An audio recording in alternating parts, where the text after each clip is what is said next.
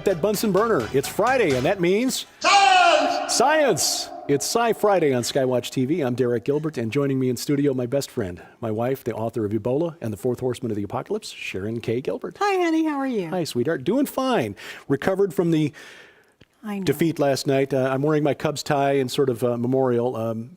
We've learned that following the Chicago Cubs and rooting for them is a spiritual discipline intended to teach Christians that we're not supposed to enjoy our ultimate reward in this lifetime. So anyway, we got that out of the way.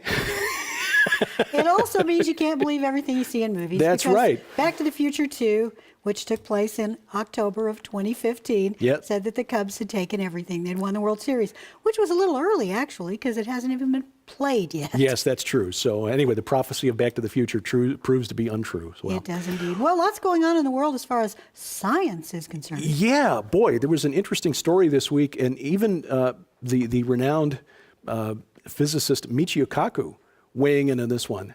There's a bizarre star in the distant, about 1,500 light years away from Earth, where the Kepler telescope, which is dedicated to looking for planets around distant stars, found something occluding the light from this star, which has a really inelegant name. It's almost like a phone number, that makes the star dim for about 80 days at a time. Yeah, I'm trying to find the story. I had it underneath my tag for Sci Friday, but I'm not seeing it. It's KIC 8462852. Michio Kaku, who is well known as the scientist who relates well to kids. Yes. And he's extremely good looking, very photogenic and telegenic. He has a way of talking to kids that sort of simplifies the science without dumbing it down too much. Right. He's not speaking down to kids, he's speaking directly to them.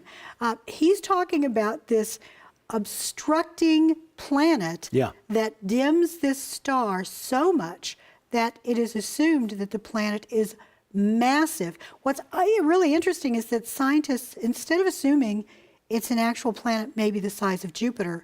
No, it's an artificial construct the size of Jupiter. Right. Well, what they found is that because the light around this star is dimmed so much, about 20% of the light from this star is blocked, they're saying that a planet even the size of Jupiter, as large as Jupiter, would not be able to block that much light, nor would it block it for 80 days at a time. Well, and if I understand it correctly, Kaku is saying that this is not just an artificial construct. It's an energy creator. It's somehow harvesting the sun in a way that provides energy to what he's calling a level 3 society, I think. So he essentially is saying to these children and to anyone watching, we definitely know that there are aliens out there. They are way more advanced than we are. And boy, wouldn't it be nice to meet them someday?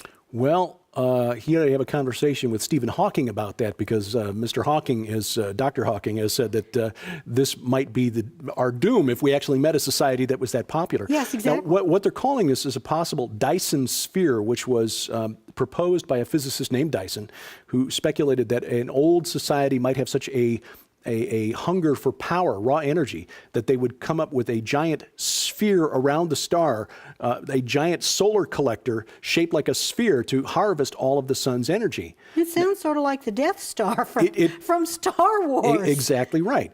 But not only does it harvest energy, but it uses it to destroy planets. Exactly. Now, what we just need to remember that there's an awful lot that we don't know about what's in space between here and there. Exactly. There's a lot of stuff in space that we haven't figured out yet. There are a lot of assumptions being made, but this is being spun in the media, I believe, especially directed toward children, to help propagate the meme that we are not alone and that there will eventually soon, according to some, be a revelation, a big unveiling event about aliens visiting our planet. Exactly. And sadly, and this is why we do what we do on SkyWatch TV, because research shows, surveys show that American adults are more likely to believe that we're being visited by ET than to believe the planet was visited by God in human form. Exactly. And we're not called SkyWatch TV because we're looking to the stars for ETs. Exactly. We're looking for Christ's return. Exactly. But if we draw some people in who think we're doing that and actually hear the gospel while they tune in every now and then, that's okay too. Then praise God for that. Yeah. But no, and bear in mind, and I'll say again, I've mentioned this a number of times on this program, that a proper understanding of what the verse in Genesis means when God is recorded that God created humanity in his image. It doesn't mean that God is a biped about 6 feet tall with 2 arms, 2 legs. And, No. it means that we are created as his imagers, his moral agents, to serve as basically his agents on earth. Exactly. And Michael S. Heiser, Dr. Heiser, is going to be on with us in January. Right. And he has done a lot of research into this. He's an expert on ancient languages, and it's a very rich meaning within those few words. Right. So, bottom line is, we don't know for sure that this is an artificial structure. No, we don't. There's a lot we don't know about space yet, and astrophysicists are revising their theories on a monthly basis about what is happening out there and what is causing it to happen. So first of all, this isn't necessarily proof of alien life, but secondly, if by some chance it is an artificial structure, it doesn't change our relationship to God on planet No, Earth. it doesn't. That is absolutely true. Yeah. Well, speaking of the sky, there's a story that came out this week from Russia. They are claiming to have created their own Skynet Oh, really? on the battlefield. Yeah, exactly. This is software that communicates among a group of robotic entities on a battlefield, and they sort of self-coordinate depending upon what the needs are on the battlefield. In other words, localized, Skynet in the Terminator movies was worldwide, and it was very dangerous because it caused the rise of the machines to replace humankind. And but to be calling themselves the Russian version of Skynet, either the Russian propaganda machine, or we've got one too, has been cranking out this this sort of comparison in order to intimidate the West, or Western writers, and of course this came from RT, and most of those are Western speakers who are writing from a Russian perspective. Right. This actually says here, to step towards creating independent artificial intelligence compared to Skynet, a Russian company has successfully tested software capable of undertaking decisions and carrying them out, and here's the key, without any human intervention. This is true artificial intelligence on the battlefield. This is true autonomy on the battlefield. Right. If we move toward that, we are moving toward Joel 2 and a very scary scenario. It's significant, I think, that one of the weapons systems being tested by the United States military, the Navy in particular, is a swarming technology using drones or unmanned aerial vehicles that they call Locust, unmanned autonomous drones launched and swarming a target so that it can overwhelm the air defenses of a particular target. And these units operating independently, but also coordinating their activities with one another, like an intelligent swarm of locusts. Yeah. Yeah, that's so really there is creepy. some prophetic significance to what's happening there. And again, we're going to recommend the book called The Pentagon's Brain by investigative journalist Annie Jacobson, A History of DARPA, the Defense Advanced Research Projects Agency. What they are researching there for military applications is it's impressive from a eye-opening. scientific standpoint, but eye-opening as well. Especially if you read it from a prophetic, point of view. Right. While we're talking about robots, there was also a story that came out that a group at MIT, were they the ones? No, it's Singapore. This is actually from MIT's review paper. But a group in Singapore has figured out a way to mimic grid and place cells, that they're called that in the human brain because it helps us to figure out where we are in a room.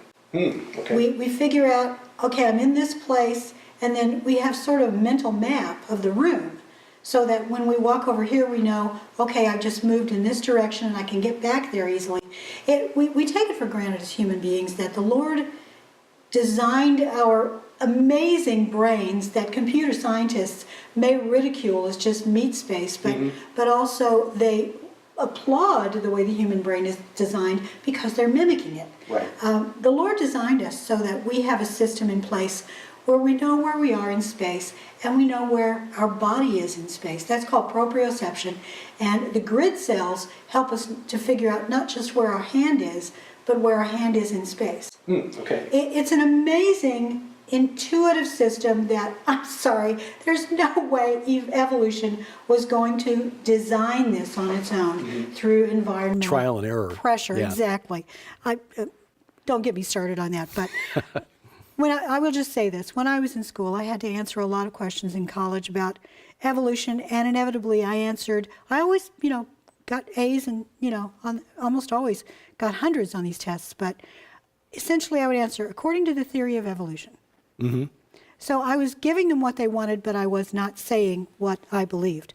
But anyway, the robotic team in Singapore has figured out a way to recreate these human-type cells, place and grid, in a robot. In other words, they're moving that step closer to giving a robot true sentience by allowing it to figure out where it is in the world and how to use its various appendages and how to navigate through a space, even if it's a brand new one. So this is a major step forward.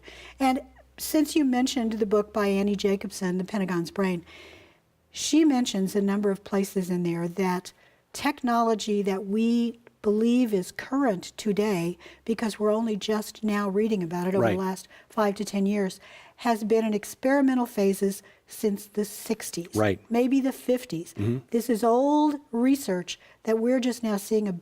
So if you think that the place and grid cells, the sort of stories we see in the mainstream media, that's as far as the researchers have managed to go, don't believe that. Trust me, they are much farther ahead than this, and it's secretive. Yeah. And I can't blame them for it, because the truth is, if our enemies, and I'm going to put that in quotes because, how do you define who the enemy is? Our human enemies on this earth, other countries that would like to outdo our military, really our secrets should not be theirs. I can understand the need for secrecy. Yeah.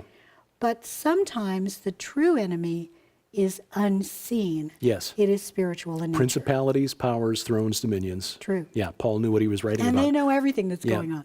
Yeah, and that was one of the things that really struck me about that book, is that things that we thought were brand new inventions to the battlefield, for example, the stealth fighter in the first Gulf War, the F-117, actually had been in the works since the 1970s. Since the 60s. Yeah, right. It came out of the Vietnam War, as did the drone technology that has become such a staple of the war on terror in the Middle East now, actually was used in Vietnam. We just didn't know about it. Yeah, you haven't started reading Area 51 yet. No. Her first book.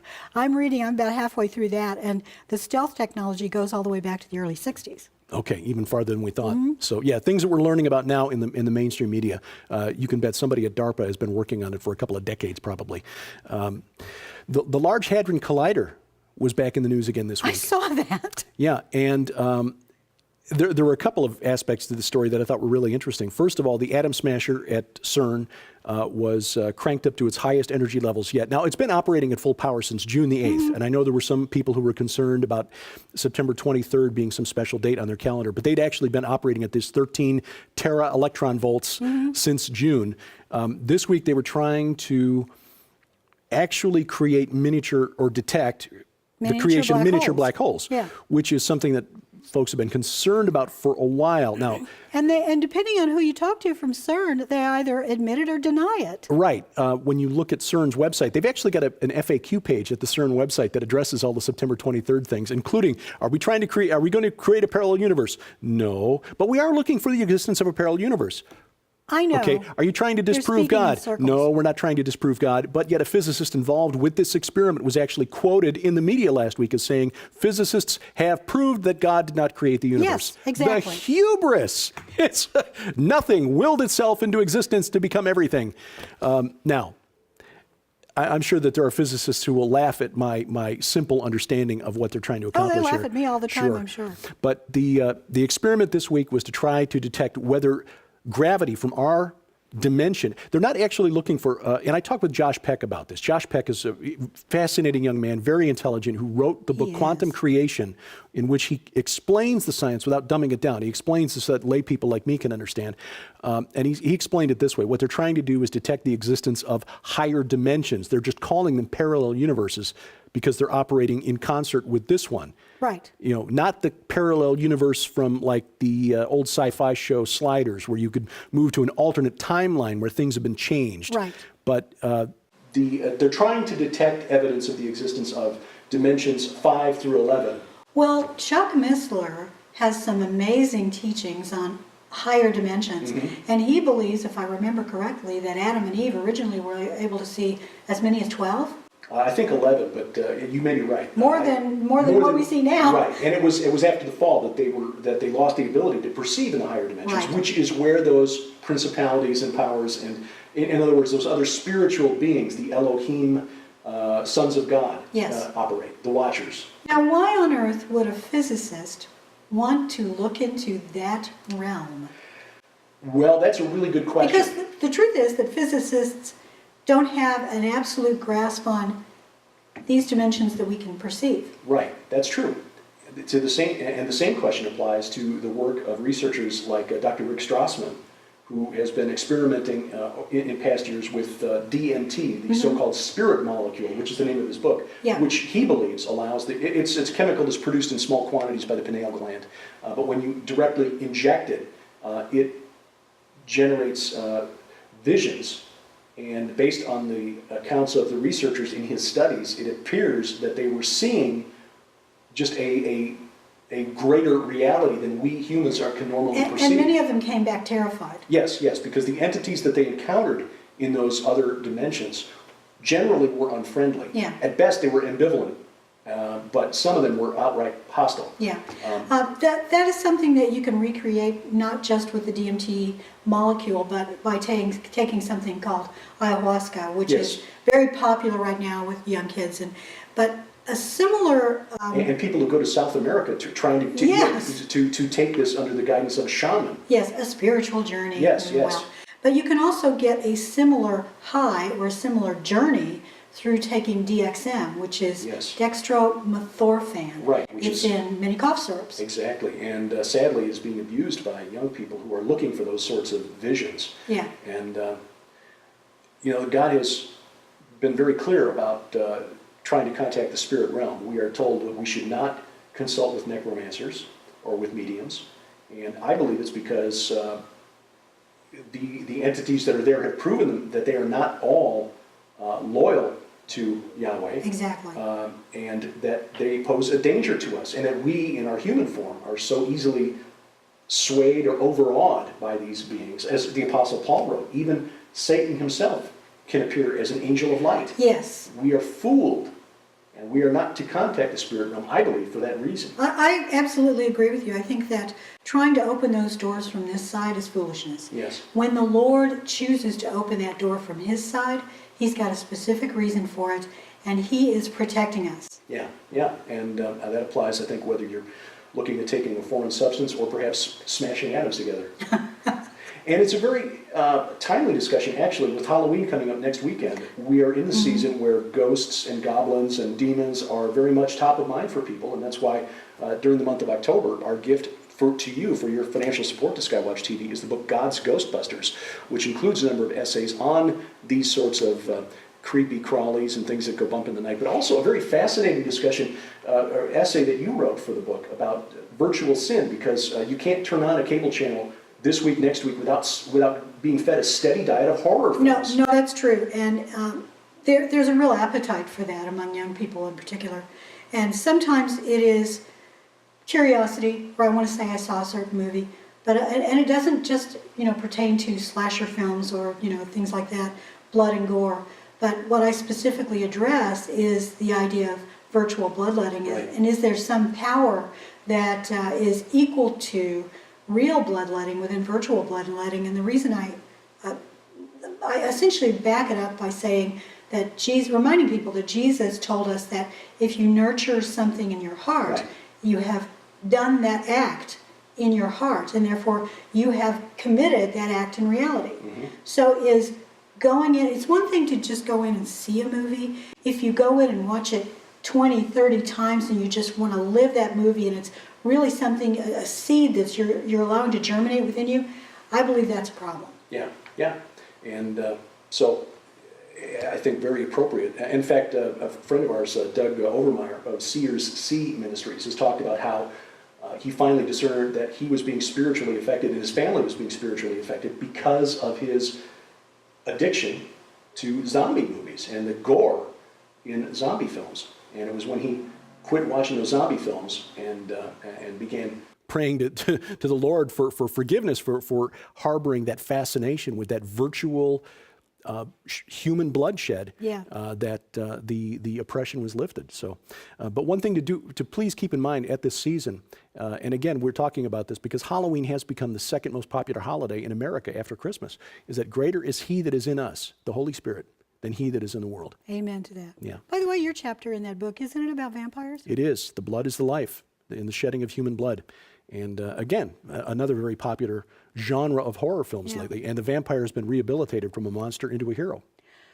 Yeah. Well, what a world. Until Monday, we thank you for watching as we keep watch.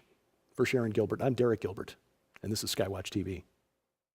Coming exclusively from SkyWatch TV for a very limited time starting November 17th, 2015. When you purchase the new documentary film Inhuman and the companion book Dead Pets Don't Lie from SkyWatch TV, you'll receive the largest giveaway in SkyWatch TV history. An unprecedented $300 in free books, audio sets, and DVDs to add to your library or to give away as gifts during this holiday season. Included in this limited time giveaway are never before offered free audio sets. Over 30 hours of the most sought after interviews in history with global experts combined on a special 2-disc volume set discussing the unfolding genetic Armageddon now underway and what you need to know to survive the future. Featuring Something Transhumanism This Way Comes, The Coming Replacement Humans, The Days of Noah, The Coming Zombie Apocalypse, Conspiracy Theory, Psychotronic Warfare. Also, for a very limited time, in addition to the never-before-offered free best-selling audio sets, if you order before this special offer expires, you'll also receive the multi-part SkyWatch TV special investigative report on Inhuman the documentary and Dead Pets Don't Lie, the award-winning book Forbidden Gates, Pandemonium's Engine, the best-selling DVD by dog behavior expert Joe Artis, The Natural Dog Training Method. The breakthrough book for pet enthusiasts everywhere, Do Our Pets Go to Heaven? 2 additional mystery books with a $40 value. And if you're one of the first 3,000 customers to place your order during this limited time offer, you will also receive, absolutely free, the groundbreaking WorldNet daily film, The Last Pope, featuring Tom Horn. Place your order beginning November 17th, 2015. Altogether, the never-before-offered free 6 full audio series on a 2-disc volume set plus the 5 free books and 2 additional DVDs total an astounding $300 giveaway to add to your library or to give away as gifts during this holiday season. So it's urgent that beginning November 17th, 2015, you order the new documentary film Inhuman and the companion book Dead Pets Don't Lie for only $39.95 to also receive the largest giveaway in SkyWatch TV history. But please understand this offer will end without notification and is on a first-come, first-served basis starting November 17th. So be sure to visit SkyWatchTV.com to follow the countdown to the greatest giveaway in SkyWatch TV history. Order the new documentary film Inhuman and the companion book Dead Pets Don't Lie for only $39.95 to also receive the largest giveaway in SkyWatch TV history.